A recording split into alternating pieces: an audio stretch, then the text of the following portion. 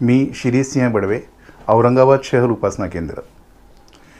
आपल्याला बापूंचे अनेक अनुभव असतात, परंतु बापूंची ग्वाही जी आपल्याला माहिती आहे, मज सवे जो प्रेमी येईल तयाचे अशक्य मी शक्य करीन। या बापूच्या प्रेमामध्ये आपण आलो।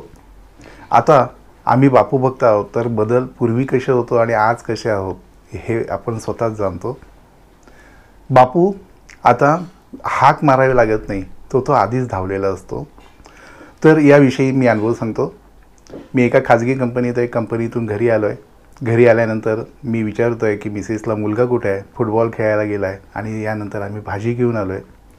भाजी घेऊन आल्यानंतर मी भाजी निवडत असताना माझ्या तोंडातून अचानक क्लेश निवारक श्री अनिरुद्ध कवच म्हणायला सुरुवात झाली।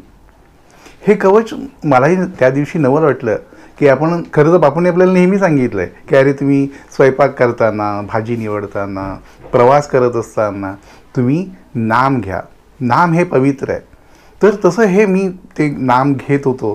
क्लेश जे असतात त्याचं निवारण करणारं हे कवच, त्याचा अनुभव मी सांगतोय। तर ते मी म्हणत असताना अचानक काही वेळानंतर मुलं धावत आली, अहो तुमच्या कौस्तुभला लागलं। बघितलं तर फुटबॉल खेळत असताना बॉल बाहेर गेला आहे आणि समोरून स्कूटर लहान आहे, स्कूटरवाल्याने त्याला धडक दिली आहे आणि फरफटत त्याला काही अंतरावर नेलं आहे। त्यामुळे पाय गुडघ्यापासून खाली रक्ताळले आहेत, डोक्याला मार लागला आहे, त्याच्यातून रक्त असं सगळं तोंडावर आलं आहे। सगळीजणं घाबरली होती। क्लेश निवारक पूर्ण झालं कवच आणि मी खाली गेलो। घरमालकांनी त्यांना दवाखान्यात, कारण सगळ्यांना मदत करावीशी वाटते ना, तर तसं आम्ही दवाखान्यात गेलो। दवाखान्यामध्ये जेव्हा गेलो आहे तेव्हा डॉक्टरही अरे बापरे, कारण डोक्याला जिथं मार लागला आहे तिथे मेंदू आहे आणि मेंदूला आतमध्येपर्यंत किती मार लागला आहे हे बघणं खूप आवश्यक होतं। स्कॅनिंग करावं का सोनोग्राफी करावी का फोटो एक्सरे काढावा। त्यांनी एक्सरे काढला। एक्सरे काढल्यावर तो आता आजकाल इन्स्टंट झाला आहे, त्यामुळे तो वाळत असतानाच खरं तर मुलगा त्या स्ट्रेचरवर आहे पडलेला। आम्ही सर्वजण मंडळी जी दवाखान्यात गेलो होतो ती, तर डॉक्टर म्हणतात ए उठ, तुला काही नाही झालं। कारण डॉक्टरांनी जसा एक्सरे बघितला तसं त्याच्यामध्ये फक्त वरवर काहीतरी मार लागला होता। नक्कीच कुठेतरी रक्तवाहिनीमुळे तो ब्लड जास्त आलं होतं।